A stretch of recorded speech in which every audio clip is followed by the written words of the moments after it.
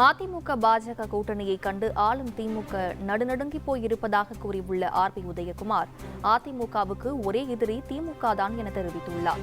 தேர்தல் நேரங்களே அவரவர்கள் பாராட்டுவதும் அவரவர்கள் விமர்சனம் செய்வதும் இது தேர்தல் களம் சூடு பிடித்திருக்கிறது என்று அர்த்தம். அப்படித்தான் இதை பார்க்க முடியும்.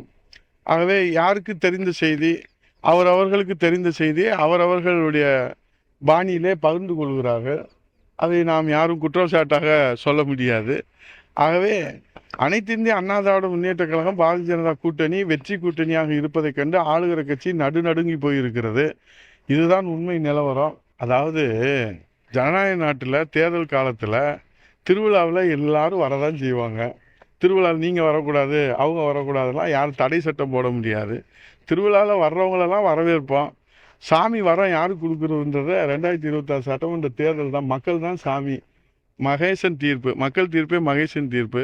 ஆகவே சாமி வரம் கொடுக்குற தீர்ப்பை பொறுத்து தான் யார் யாருக்கு யார் யாருன்றத, யார் யாருக்கு எந்த இடன்றத சாமி தான் தீர்மானிக்கணும், இறைவன் தான் தீர்மானிக்கணும், மக்கள் தான் தீர்மானிக்கணும், மகேசன் தான் தீர்மானிக்கணும். அண்ணா திராவிட முன்னேற்ற கழகத்தினுடைய ஒரே எதிரி திமுக. திமுக திமுக நீங்க ஒரு மக்கள் விரோத திமுக.